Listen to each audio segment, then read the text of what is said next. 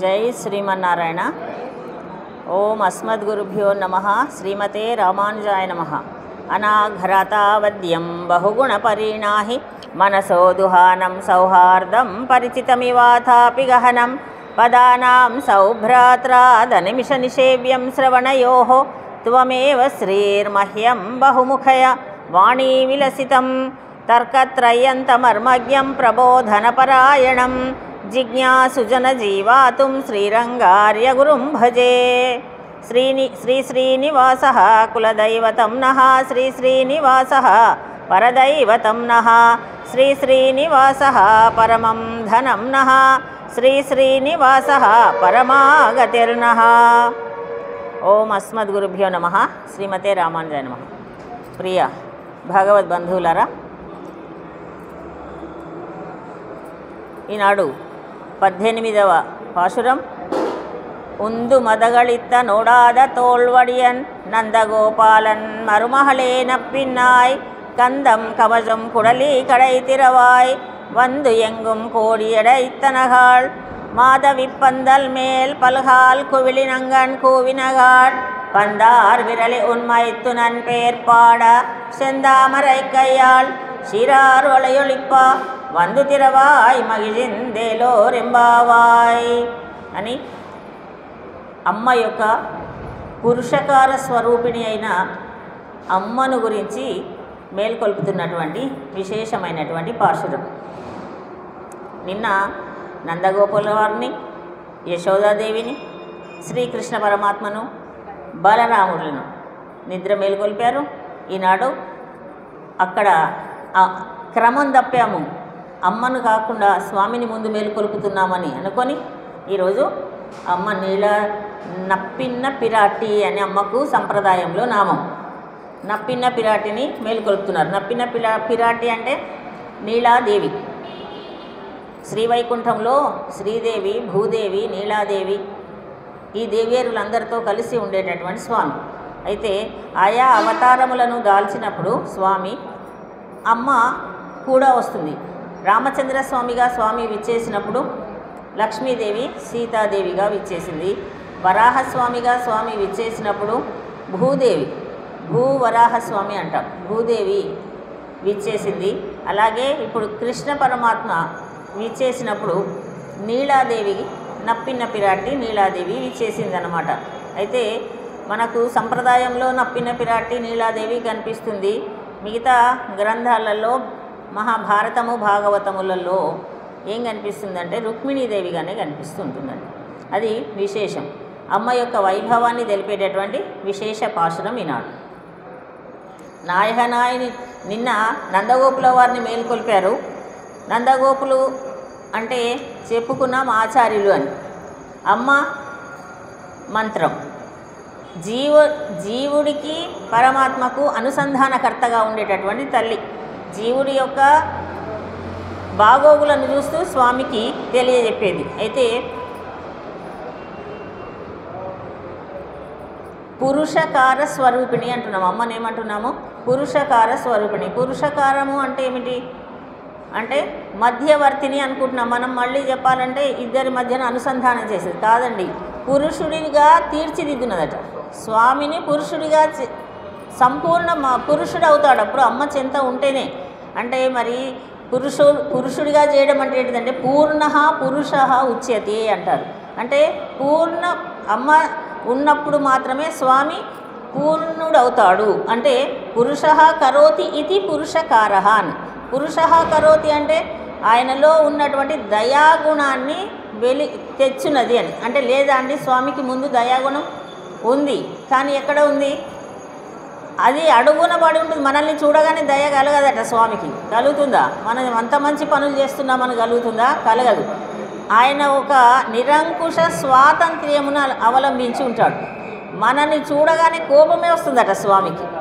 ఎప్పుడు దయ కలగదు. కానీ అమ్మ చెంత ఉండి, వక్షస్థల వాసినియే అమ్మ నిరంతరము స్వామి చెంత ఉండి చూడండి చూడండి చూడండి ఎప్పుడు పొద్దున 2:30కు 3ంటికి లేచి హారతులన్నీ పట్టుకొని హాయిగా కోవెలకు వస్తున్నారు. ఎంత దూరమైనా సరే కష్టపడుతూ వస్తున్నారు. వాళ్ళకి 18 రోజులైంది. వాళ్ళని ఏమనకండి, వాళ్ళని కోపగించుకొని చూడొద్దు అంటూ స్వామిలో ఉన్నటువంటి దయాగుణం ఎక్కడో అడుక్కు వెళ్ళిపోతుంది మనల్ని చూడగానే. మనమేం మహర్షులమా, లేకపోతే మన సంప్రదాయాన్ని చక్కగా పాటిస్తున్న వాళ్ళమా? ఏదో తెలుసుకుంటే ఏదో నడుస్తున్నటువంటి వాళ్ళం ఈ సంసారం అనేటటువంటి కూపంలో ఉండి. అటువంటి వాళ్ళు పాపం వాళ్ళని ఏమనకండి. నిత్యులు, ముక్తులు, అక్కడ ఉన్నటువంటి విశ్వక్సేనాదులు వీళ్ళందరూ ఆచరిస్తున్నట్టు మనం ఆచరించగలుగుతున్నామా? లేదు. వాళ్ళు సంసార మండలంలో ఉన్నటువంటి వాళ్ళు బద్ధజీవులు. మనల్ని ఏమంటారు? బద్ధులమంటారు. నిత్యులు, ముక్తులు అక్కడ ఉంటారు శ్రీవైకుంఠంలో. వాళ్ళని కోపముతో చూడకూడదు అని అమ్మ పక్కన ఉండి చెప్తుంటే ఆ దయ అనేటటువంటి గుణం స్వామికి పైకి వచ్చి, ఓహో అవునా నువ్వు చెప్తున్నావు కనుక కరుణతో చూస్తానులే అని దయా సముద్రుడవుతాడట స్వామి. అటువంటి దయా గుణము కలిగినటువంటి తల్లి లక్ష్మీదేవికి శ్రీ అని పేరు. శ్రీ అంటే శ్రీయతే శ్రావయతీతి అని పేరు. ఏం చేస్తుంది అంటే స్వామి చెంత ఉండి మన యొక్క మొరలను వింటుంది, వెంటనే స్వామికి తెలియజేస్తుంది. అందుకని అమ్మ ద్వారా వెళ్ళాలని మనము ఆరాధించేటప్పుడు శ్రీమన్నారాయణుని ఆరాధించాలని. శ్రీమన్ అంటే లక్ష్మీదేవితో కూడుకున్నటువంటి శ్రీమన్నారాయణుని ఒక్క అమ్మవారిని ఆరాధించరాదు, ఒక్క స్వామిని ఆరాధించరాదు. ఇద్దరిని ఉంచుకొని లక్ష్మీనారాయణ పూజ అనేటటువంటిది మనకు సంప్రదాయం. ఒక్క స్వామినే కొలిసినటువంటి శూర్పణఖ నష్టపోయింది. ఒక్క అమ్మనే కావాలని తీసుకుపోయినటువంటి రావణాసురుడు నష్టపోయాడు. అందుకని ఇవి తగవు, ఇవి కూడదు అని తెలియజెప్పేటటువంటి విశేష భాషణం. స్వామిని మనలో దోషాలు ఎన్ని ఉన్నా భగవద్గీతలో శ్రీకృష్ణ పరమాత్మ తెలియజేశాడు. ఏం చెప్పాడు అంటే, ఎన్ని దోషాలున్నా సరే అనన్య భక్తితో నన్ను పూజించిన వాళ్ళు, నన్ను కొలిచిన వాళ్ళకు, అనన్య భక్తితో నన్ను నమస్కరించిన వాళ్ళను కాపాడి రక్షిస్తాను అని నీవే భగవద్గీతలో తెలియజేశావు కదా. నీవు చెప్పిన మాటనే, స్వామి చెప్పిన మాటనే స్వామి గుర్తు చేస్తుందన్నమాట. నువ్వు ఆనాడు చెప్పావు కదా కురుక్షేత్ర సంగ్రామంలో అర్జునునికి ఏమని తెలియజేశావు? అనన్య భక్తితో నాకు నమస్కరించి శరణు అంటే చాలన్నావు. వీళ్ళందరూ అనన్య భక్తితోనే వస్తున్నారు నీ చెంతకి, ఇప్పుడు వాళ్ళని కోపంతో చూడకు అని మన వైపు నుండి స్వామికి మనకు ఉన్నటువంటి పాప రాశిని తొలగించడానికి స్వామి యొక్క దృష్టి మన పైన పడేటట్టు చేస్తుందట. అది అమ్మ యొక్క గొప్పతనం. అందుకని అమ్మకి ఏమని పేరు? పురుషకార స్వరూపిణి అని పేరు. స్వామిలో ఉన్నటువంటి దయాగుణాన్ని వెలికి తెచ్చి స్వామికి మన యందు దయను కలిగించేటటువంటి తల్లి. అందుకనే మనకు లక్ష్మీ సహితుడైన నారాయణునే మనం ఏమంటాం? శ్రీమన్నారాయణుడు అంటే అర్థమేమి? శ్రీమత్ విడదీస్తే శ్రీమత్ అంటే లక్ష్మీదేవితో కూడి ఉన్నటువంటి నారాయణుడు. అటువంటి నారాయణునే మనం పూజిస్తాం. అయితే ఉందు మదగళిత్త నోడాద తోల్వడియ ఉందు మదగళిత్తన్ ఓడాద తోల్వడియన్ మరుమహళే నప్పిన్నాయి అని పిలుస్తున్నారు. నందగోపాలన్ మరుమహళే నప్పిన్నాయి. మదము స్రవించినటువంటి ఏనుగులు అనేకము కలిగినటువంటి వాడట నందగోపాలుడే. మళ్ళీ నందగోపుడినే ఈరోజు మళ్ళీ కొలుస్తున్నారు. మొట్టమొదటి నిన్న కూడా నందగోపుడినే. ఏమని? అంబరమే తన్నీరే షోరే అనేకంగా దాన ధర్మాలు చేసిన వాడని. ఈరోజు కూడా నందగోపుడినే కొలుస్తూ ఉన్నారు. ముందుగా ఉందు మదగళిత్తన్ ఓడాద తోల్వడియన్ నందగోపాలన్ మరుమహళే నప్పిన్నాయి. నందగోపాలుడి యొక్క కోడలైనటువంటి ఓ నప్పిన పిరాటి మేల్కోమ్మ అని. ఎందుకండి మళ్ళీ నందగోపాలుని అంటున్నారు అంటే, ఈ నప్పిన ఎవరు? నప్పిన పిరాటి అనేటటువంటి ఆవిడ యశోదాదేవి యొక్క సోదరుడైనటువంటి కుంభుడు అని, కుంభుని యొక్క కుమార్తె. వీళ్ళ దగ్గరే పెరిగింది చిన్నప్పటి నుండి. మేనకోడలు, యశోదాదేవికి మేనకోడలు. అందుకని ఇక్కడే ఉంది. తర్వాత శ్రీకృష్ణ పరమాత్మకు పట్ట మహిషి. అందుకని కోడలు కదా నందగోపాలుడికి. కోడలు వివాహమైనటువంటి స్త్రీ ఏం చేయాలి? ముందు మన పరిచయం చేసుకునేటప్పుడు ముందు అత్తగారి మామగారు విషయం, వాళ్ళ ఇంటి విషయం తెలియజేసిన తర్వాతనే పుట్టింటి వాళ్ళు ఎంత ధనవంతులైనా తర్వాత మాత్రమే పుట్టింటి వాళ్ళ గురించినటువంటి పరిచయం చేసుకుంటారు. ఇది సంప్రదాయం. సీతమ్మ వారు కూడా అలాగే చేసిందండి. అశోకవనంలో శింషుప వృక్షము కింద ఉన్నప్పుడు ఆంజనేయ స్వామి వచ్చినప్పుడు ఆంజనేయ స్వామి తెలియజేస్తుంది, అమ్మ స్నుషా దశరథస్యాహం అంటూ, నేను దశరథ మహారాజు యొక్క కోడలునండి అని. తర్వాతనే దుహిత జనకస్యాహం చెప్పిందండి. నేను మహాబలవంతుడైనటువంటి యుద్ధములో వెనుకడుగు వెయ్యనటువంటి మహానుభావుడైన దశరథ మహారాజు యొక్క కోడలును అని చెప్పిన తర్వాతనే నేను జనక మహారాజు యొక్క కుమార్తెను, సీతాదేవి అంటారు నన్ను, నేను రామచంద్రుడి భార్యను అప్పుడు చెప్పుకోవాలి. అందుకని ఇది గౌరవం. ప్రతి స్త్రీకి, వివాహమైనటువంటి స్త్రీకి గౌరవం కనుక మన గోదమ్మ తల్లికి అన్ని సంప్రదాయం అంతా తెలుసు కదా, క్రమ పద్ధతి అంతా తెలిసినటువంటి తల్లి కనుక ముందుగా మామగారైనటువంటి నందగోపుడిని మళ్ళీ ఇక్కడ తెలియజేస్తూ నప్పిన్న పిరాటి మేల్కోవమ్మ అన్నారు. నప్పిన్న పిరాటికి కూడా అంటే నీలాదేవికి కూడా మామగారితో పిలిపించుకోవడం అంటేనే ఇష్టం. ఎందుకంటే అమ్మ కూడా సంప్రదాయం తెలిసినటువంటిదే కనుక ముందు మా పుట్టింటి వాళ్ళని అనకుండా మా మామగారి పేరు అంటావా అనరండి, అనకూడదు. అందుకని ముందు మదగళిత్తనోడాద తోల్వడియన్ నందగోపాలన్ మరుమహళే నప్పినాయని మేల్కోమ్మ అన్నారు. కందం కమజం కుడలి కడై తిరవాయ్ వందు ఎంగుం కోడి ఎడైత్తనగాళ్. అమ్మగట కొప్పు వేసుకొని కొప్పులో అనేకమైనటువంటి సుగంధ భరితమైనటువంటి పుష్పములను ధరించి ఉందట. అయితే అమ్మ యొక్క కేశ సంపదను వర్ణిస్తున్నారు ఇవాళ. సుగంధ భరితమైనటువంటి తైలములతో అలంకరించబడినటువంటి కేశ సంపద సువాసన కలిగి ఉందమ్మా, నీవు మేల్కో అంటున్నారు. సువాసన కలిగినటువంటి కొప్పు కలిగినటువంటి దాన అని అర్థం. అటువంటి అమ్మ మేలుకో, నందుని కోడలా మేలుకో అన్నారు. వందు ఎంగుం కోడి ఎడైత్తనగాళ్. నందుని కోడల అంటే రేపల్లెలో కృష్ణ పరమాత్మ వచ్చిన తర్వాత ప్రతి గోపిక నందుని కోడలనే అనుకుంటుంది. నందుని కోడలు అంటే నేనే అనుకుంటున్నారు కదా, అందరికీ కృష్ణ పరమాత్మ మాకు కావాలి అంటున్నారు కదా, నేనే అని నన్నే పిలుస్తున్నట్టు ఎట్లా అనుకోవాలి అని మాట్లాడకుండా ఉంది అమ్మ. అప్పుడు అంటున్నారు వందు ఎంగుం కోడి ఎడెత్తన కందం కమలం వందు ఎంగుం కోడి ఎడెత్తనగాళ్. అమ్మా ఇంకా తెల్లవారింది అనడానికి మళ్ళీ గుర్తులు చెప్తున్నారండి. కోళ్ళన్నీ కూడా తెల్లవారింది అనడానికి గుర్తు ఏమిటి? కోళ్ళు అరుస్తున్నాయి అంతేనా? కోళ్ళు ఎప్పుడు వాటికి ఏదో ఏ పిల్లి కానీ ఏదో వస్తే అవి చెదిరిపోయి ఆ గంపలో నుండి బయటకు వచ్చి అరుస్తాయి, అది సహజము, ఇంకా అప్పుడే తెల్లవారలేదు అంటుందట అమ్మ. అంటే ఇంకొక గుర్తు చెప్తున్నారు. మాధవి పందల్ మేల్ పల్హాల్ కువిలి నంగన్ కూవినగాళ్. మాధవి పందిరి అని మాధవి లతలు ఉంటాయండి, అందమైనటువంటి లతలు. ఆ మాధవి లతల పైన కోకిలలు కూడా గానం చేస్తున్నాయండి. కోకిలలు గానం చేయడము, కోడి కూయడము, ఇవి రెండింటిని ఎందుకు తెలియజేస్తున్నారు అంటే కోడి కూతలు అంటే ఏమిటి అంటే ఈ సంసార మండలంలో ఉన్న సంసారులు మనం ఎప్పుడు లేచిన వెంటనే అరుస్తుంటాయి కదా కోళ్ళు, మనం కూడా అట్లా. మరి కోకిలలు అంటే సర్వసంగ పరిత్యాగులు, చాలా నిదానంగా ఉంటారు. ఎప్పుడు కూయాలో అప్పుడే కూస్తారు, మిగతా సమయాలలో మౌనం పాటించి ఉంటారు.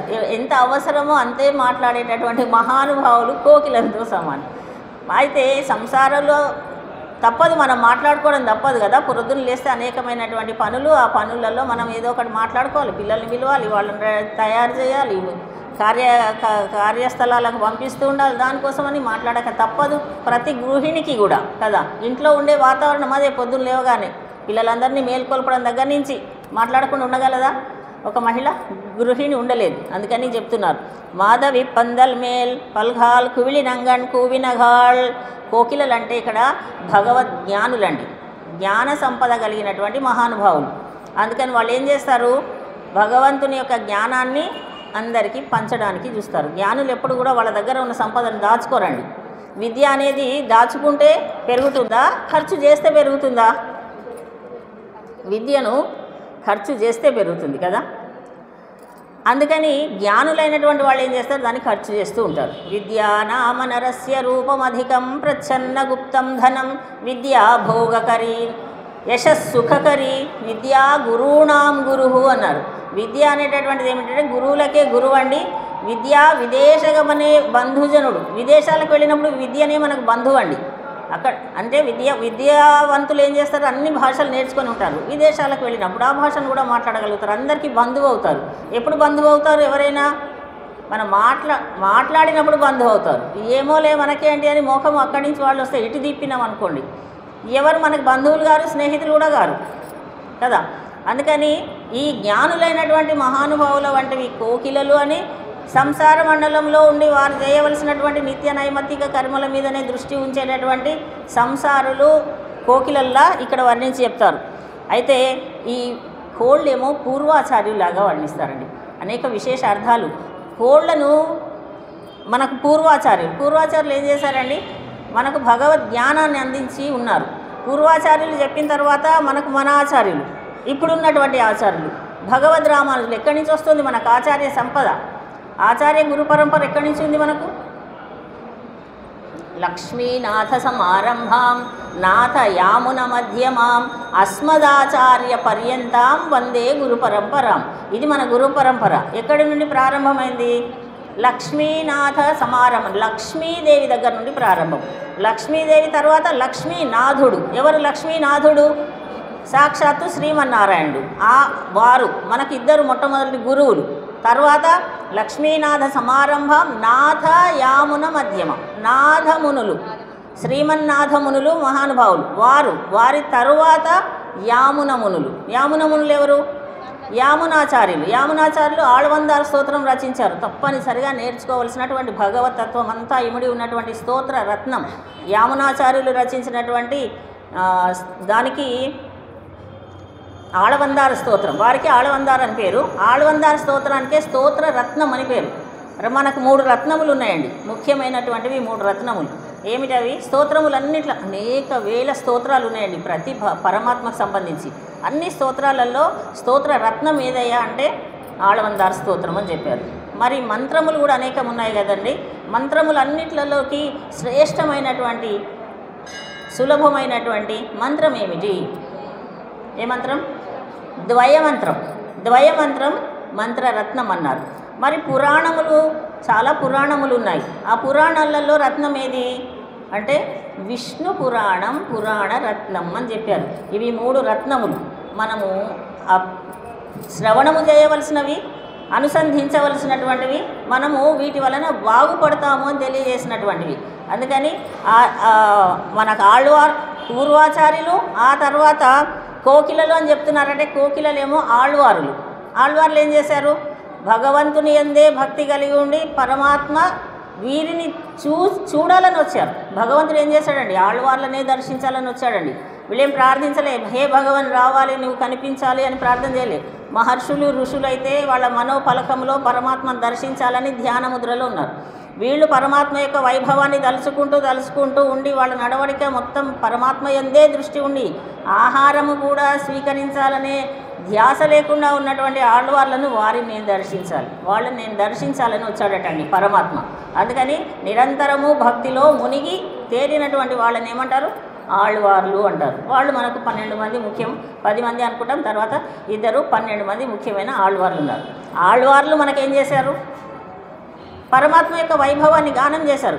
పెరియాళ్వార్లు ఉన్నారు. ఏం గానం చేశారు? తిరుపల్లాండు గానం చేశాడు. పల్లాండు పల్లాయిరత్తాండు పలకోటి 100,000 మల్లాండ తిండోర్ మణివన్న. అసలు పాడుతుంటే ఆపాలనిపించినటువంటి స్తోత్రం. మనకు అమ్మ గోదమ్మ తల్లి ఆళ్వారు ఏం చెప్పింది? మార్గళి తింగళ్ మది నిరైందనన్నాళాలు నీరాడపోదు. వీరు పాడుతుంటే అప్పుడే అయిపోయింది అనిపించట్లేదా? సేవాకాలం అప్పుడే 18 రోజులు కూడా అయిపోయిందండి అనిపిస్తుంది కదా. అందుకని వాళ్ళు పాడినటువంటి ఆళ్వార్లందరూ పాడినటువంటి భగవంతుని యొక్క గాననామామృతాన్ని ఆపాలనిపించదు. అందులో ఉన్నటువంటి వైభవం అంతా కూడా ఎక్కడి నుండి వచ్చినటువంటి వైభవం? వేదములు, ఉపనిషత్తుల నుండి వచ్చినటువంటి వైభవాన్ని అంతా క్రోడీకరించి మనకి ఇచ్చారు. అందుకనే మనందరూ కూడా చక్కగా తిరుపావై కూడా చూడకుండా చక్కగా చెప్పేస్తున్నారు. చాలామందికి పుస్తకాలు గ్రంథం అవసరం లేకుండానే చక్కగా అభ్యాసం అయిపోయింది, నోటికి చెప్తున్నారు. సంతోషం. అయితే ఈ ఆళ్వార్లు పూర్వాచార్యుల యొక్క దివ్యమైనటువంటి సూక్తులు అని ఇక్కడ కోకిల ఈ రెండింటి గురించి తెలియజేస్తారు మనకు. అవి కూస్తున్నాయని చెప్పడం, పురుషకార స్వరూపిణి అయినటువంటి అమ్మ గురించి చెబుతూ ఇన్ని విషయాలు మనకి ఈ పాశ్రం ద్వారా అందించారు. పందార్ విరలి ఉన్మైత్తు నన్ పేర్పాడా. చూసారటండి మెల్లగా చూస్తే అమ్మ చేతిలో ఏముందో ఒక బంతి ఉందట.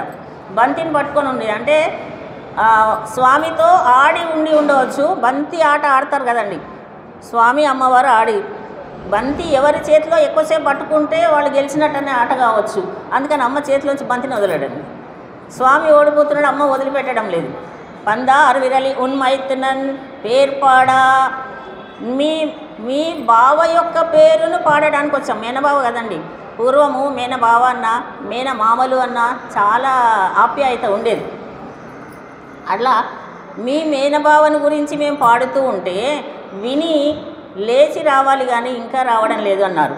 పందారు విరలి అంటే బంతిని చేతిలో ఉంచుకున్నదాన్ని, ఎర్రని పద్మముల వంటి హస్తములు అమ్మవి, ఆ చేతిలో బంతిని పట్టుకుంది. అంటే అర్థం ఏమిటి అంటే ఈ సర్వ జగత్తు ఒక బంతిలా, చివర ఒక బంతిలాగా చేసి ఈ బ్రహ్మాండాన్ని అంతటినీ కూడా మన అమ్మ చేతిలో అలా ఉంచుకుంటుందట. బంతి ఆట అని వివాహ సమయంలో నూతన వధూవరులకు కూడా ఆడిస్తారా బంతుల ఆట అనే పేరుతో. ఎందుకు ఆడిస్తారు? ఎందుకే అమ్మవారు ధరించి ఉంది కనుకనే ఆడిస్తారు. దాంట్లో ఏమిటి ఆంతర్యం ఏమిటి? ఆడించడం అంటే బంతిని వేస్తూ నూతన వధూవరులు ఆ బంతి ఆట ఆడడం వల్ల అమ్మాయి ఎలా పట్టుకుంటోంది, దాన్ని ఎక్కువసార్లు ఓడిపోతుందా గెలుస్తుందా, దాన్ని బట్టి ముందు జీవితంలో ఎలా ఉంటారు వీళ్ళు, ఈ అమ్మాయి ఒద్దిక కలిగిందేనా, సంసారాన్ని నెగ్గుకు రాగలుగుతుందా, ఇన్ని విషయాలు గ్రహిస్తారట పెద్దలు. అందుకని అది ఏర్పాటు చేశారు. మనం ఇప్పటి భాషలో చెప్పుకోవాలంటే బాడీ లాంగ్వేజ్ అంటున్నారు కదా, అది తెలుస్తుంది అని అదొక విశేషమైనటువంటి ఆటగా బంతులాటను పెడతారు. అలా అమ్మను కొలుస్తున్నారు. ఉన్మైతునన్ పేరు పాడా, నీ బావ యొక్క నామాన్ని పాడుతున్నామమ్మ. పరమాత్మ సాక్షాత్తు శ్రీకృష్ణ పరమాత్మగా నీ చెంత వచ్చి నీ దగ్గర ఉంటే నీవు ఇంకా మేల్కొనడం లేదు అని. సెందామరక్కయ్యాళ్, సరే ఏం చేయాలి అంటే నీ సెందామరక్కయ్యాళ్ షీరార్ వజయొలిప్ప, ఎర్ర తామరల వంటి చేయి, ఆ చేతిని సౌందర్యంగా వంచి ఆ గడియ తీసి రావాలి. ఇంకా చెప్తున్నారు, గడియ తీసి వచ్చేటప్పుడు తలుపు తెరుచుకొని రామ్మ, మీరే వచ్చేసేయండి లోపలికి అందటండి. అమ్మ పిల్లలను ఎప్పుడు రావద్దు నువ్వు ఇక్కడికి అంటుందండి, అనదు. వాత్సల్యమూర్తి అమ్మ. వాత్సల్యం అంటే ఏమిటి అర్థం? మళ్ళీ వాత్సల్యం అంటే ఏమిటి? దయ అంటే దయా వాత్సల్యం రెండిటికి భేదం ఉందండి. దయ అంటే ఎవరన్నా బాధపడుతూ ఉంటే వాళ్ళ యొక్క బాధను చూసి వాళ్ళ బాధ తొలగిపోయేంత వరకు మనం దుఃఖిస్తూ ఉండడం. వాళ్ళ బాధను చూస్తే మనకు దుఃఖం వచ్చేసి ఏడుపు వచ్చేస్తుంది, అది దయ. మరి వాత్సల్యం అంటే తన కుమారుడండి ఒక బురదలో పడిపోయాడు, చిన్న పిల్లవాడు. తల్లి ఏం చేస్తుంది? పక్క నుండి ఒక కర్ర ముక్కతో తీస్తుందా? పిల్లవాడిని తీయదు కదా, తాను దిగుతుందండి బురదలో. తాను బురదలోకి దిగి నిల్చొని అరే ఇందులో పడిపోయావా అని తీస్తుంది. ఇది తీసి మళ్ళీ అంతా శుభ్రం చేస్తుంది పిల్లవాడిని. పాక్కుంటూ వెళ్ళి బురదలో పడ్డాడు అనుకోండి, తీస్తారు కదా, అది వాత్సల్యం. వత్స అంటే ఆవు యొక్క దూడ అండి, లేగ దూడకు వత్స అని పేరు. ఆవు దూడ పుట్టగానే ఏం చేస్తుంది? మన గ్రామీణ వాతావరణం తెలిస్తే మనకి తెలుస్తుంది. మనకి ఇప్పటివరకు తెలుసు, మన పిల్లలకైతే అవకాశం లేదు. దూడ పుట్టగానే ఆవు ఏం చేస్తుందంటే దానికి ఉన్నటువంటి అదంతా నాలుకతో తీసేస్తుందండి. చేయొచ్చా? అట్లా చేస్తుంది. అంత వాత్సల్యమూర్తి అండి అమ్మ కూడా, అంత వాత్సల్యం కలిగినటువంటిది ఆ తల్లి. మేము తీయము గడియ, నీవే ఆ గడియ తీసి రావాల్సింది. గడియ తీసేటప్పుడు కూడా చేతి నిండా గాజులు ఉంటాయి కదా, ఆ గాజులని గడియ తీసేటప్పుడు గాజులు ముందుకు వెనక్కి కదిలి శబ్దం రావాలి అని చెప్తున్నారు. అంటే గాజులు అందుకనే చేతికి శబ్దము వచ్చేటట్లుగా గాజులు వేసుకోమని చెప్పారు. ఇప్పుడు ఫ్యాషన్ అయిపోయి ఒక్కొక్కటి వేసుకుంటున్నాం, కానీ అసలైతే చేతి నిండా గాజులు ఉండాలి.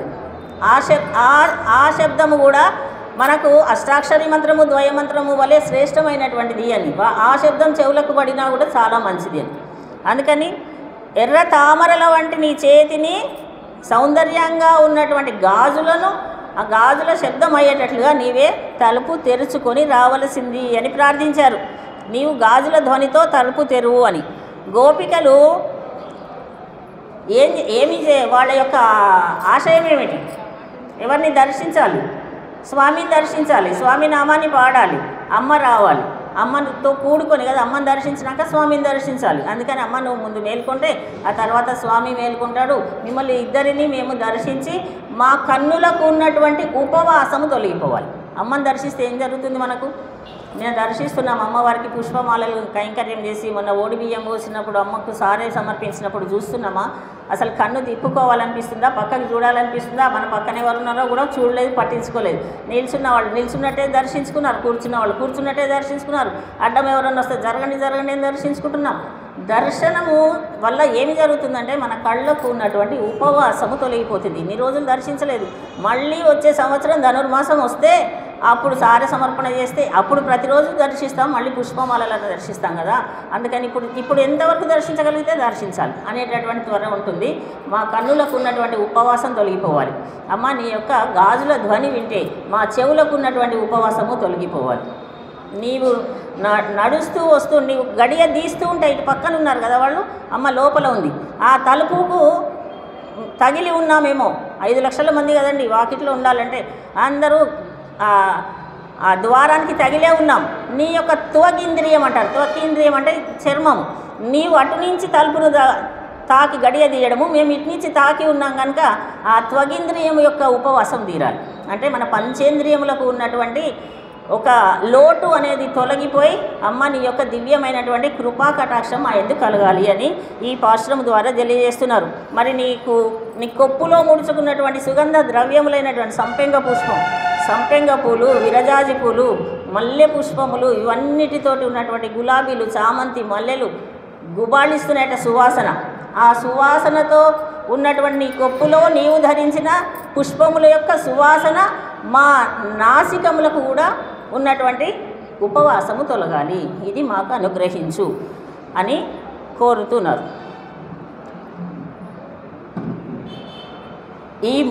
ఈ జ్ఞానం మనకు కావాలని కోరుతున్నారంటే అర్థం ఏమిటి అంటే అంతరార్థము ఇవన్నీ కోరడం అనేటటువంటిదే మన చెయ్యి అమ్మవారి చెయ్యి అమ్మకున్నటువంటి గాజులు అవి నిత్య ఆభరణములు కలిగినటువంటివి నిత్య భగవత్ సంబంధం కలిగినటువంటి హస్తం అమ్మ హస్తం ఏమిటి నిత్యము భగవంతునికి సేవ భగవత్ సంబంధంతో ఉన్నటువంటి హస్తం కనుక ఆ చేతికి ఉన్నటువంటి గాజులను ధరించింది అంటే కంకణములను ధరించింది అంటే అర్థమేమిటి అంటే 3 విషయాలు చెప్పుకుంటున్నాం అనన్యార్హ శేషత్వము అనన్య శరణత్వము అనన్య భోగ్యత్వము అని దానికి ఏమని పేరు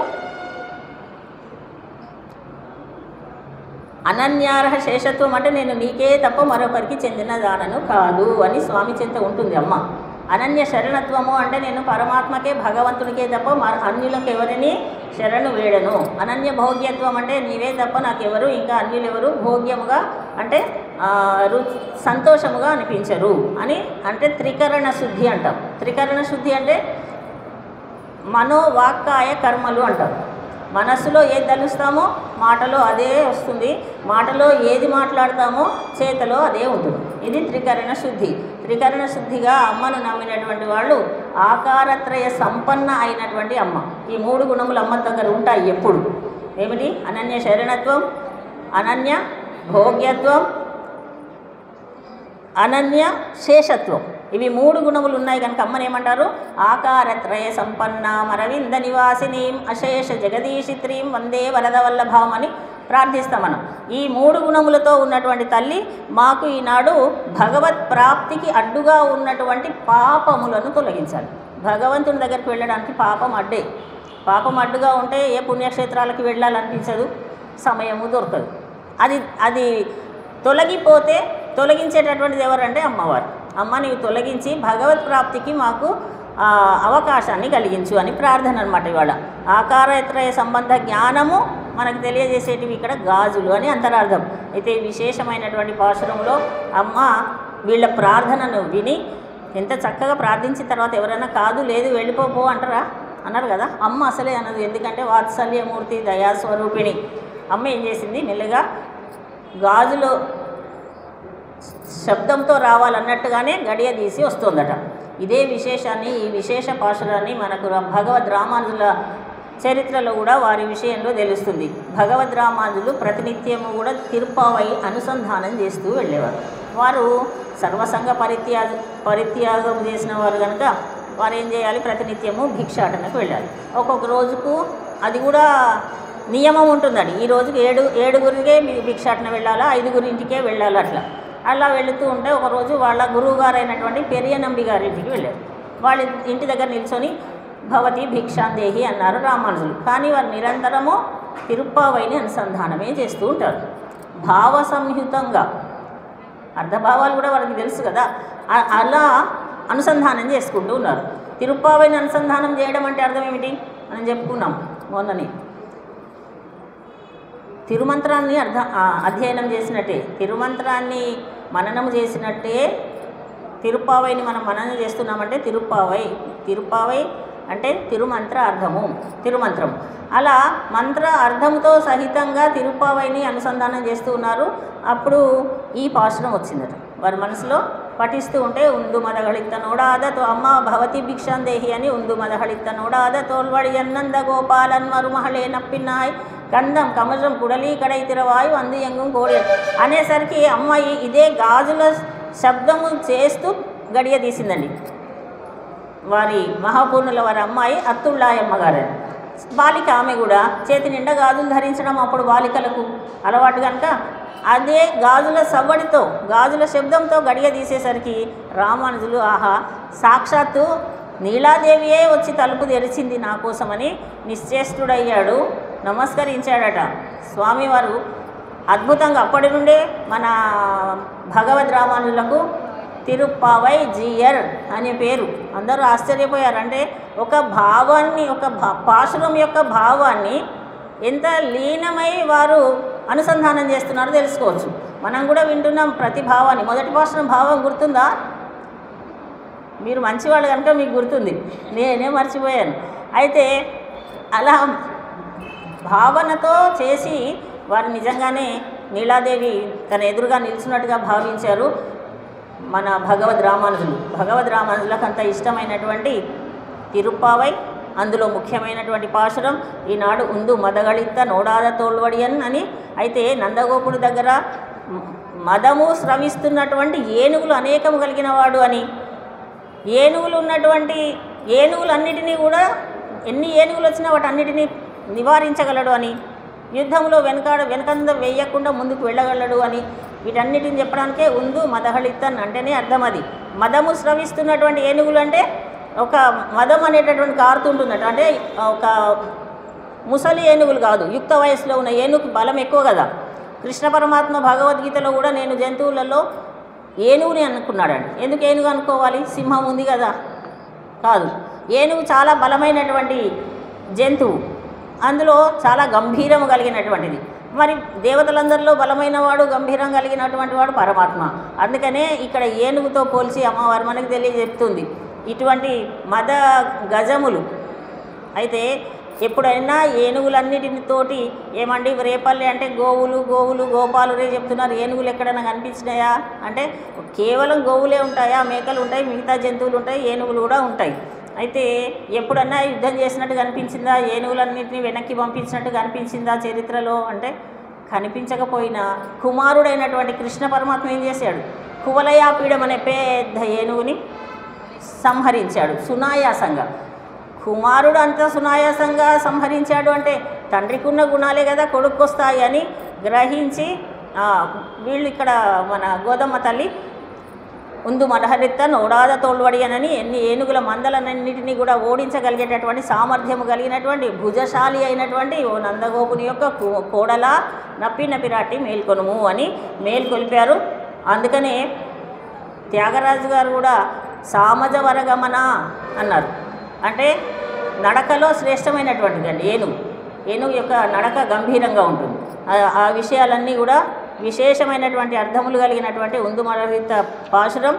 ఈ పాశురంని మనం ఒకసారి అనుసంధానం చేసుకొని నందుని కోడలైనటువంటి అమ్మ నప్పిన పిరాటి అని పేరు కలిగినటువంటి నీలాదేవిని మేల్కొల్పారు. అంటే మనందరికీ కూడా పురుషకార స్వరూపిణి అయినటువంటి అమ్మను మనము కూడా మనసులో తలసి ఈరోజు మనకి ఏ అభీష్టములు ఉంటే అభీష్టములను నెరవేర్చమని కోరుతుంటే అన్ని పాశురములన్నీ కూడా విశేషమైనవే. ఈ ఉందు మదహళిత్త పాశురం కూడా చాలా విశేషమైనదండి. మా అమ్మాయికి వివాహం కావాలండి, సంబంధాలు చూస్తున్నాం, కుదరడం లేదు. దీన్ని చదవండి, ఒక 108 సార్లు ఇంట్లో పారాయణం చేసుకోండి. లేదండి మాకు వ్యాపారంలో నష్టం కలుగుతుంది, ఇదే ఉందు మదహళిత్త అండి. అలా అనేకమైనటువంటి ఇదే మా కుటుంబంలో అశాంతి ఉంది, సఖ్యత లేదు, దంపతులకు ఈ పాశురం చదవండి. 108 సార్లు చదవండి. పొంగల్ నైవేద్యం పెట్టండి, సమస్యలన్నీ తీరిపోతాయి. అంత విశేషమైనటువంటి పాశురం ఈనాటి ఉందు మదహళిత పాశురం. పాశురాన్ని ఒకసారి అనుసంధానం చేసుకొని తర్వాత కార్యక్రమాలకు వెళ్దాం. విశేషంగా జరుగుతున్నటువంటి ధనుర్మాస మహోత్సవాలలో అందరం పాల్గొందాం. అమ్మవారి యొక్క, నీలాదేవి యొక్క, గోదాదేవి యొక్క, శ్రీకృష్ణ పరమాత్మ యొక్క, ఏడుకొండల వాడి యొక్క కృపా కటాక్షాలను, ఆచార్యుల యొక్క కృపా కటాక్షాలను పొందుదాం. పాశురం అనుసంధానం చేద్దాం. ఉందు మదహళిத்த నోడాద తోళ్వడియన్ நந்தகோபாலன் மருமகளே நப்பின்னாய் கந்தம் கமஜம் குடலி கடை தெருவாய் வந்து எங்கும் கோடியடைத்தனகாள் மாதவி பந்தல் மேல் பல்கால் குவிலினங்கண் கூவினகாள் பந்தார் விரலி உன்மைத்து நன் பேர் பாட செந்தாமரை கையாள் சீரார் ஒளியொளிப்பா வந்து திரவாய் மகிழ்ந்தேலோரெம்பாவாய் கர்க்கடே பூர்வ பல்குண்யாம் துளசி கானனோத்பவாம் पांड्ये विश्वंभरां गोदां वंदे श्रीरंगनायकीं आंडाळ दिव्य तिरुवडिगळे शरणं. जय श्रीमन्नारायण.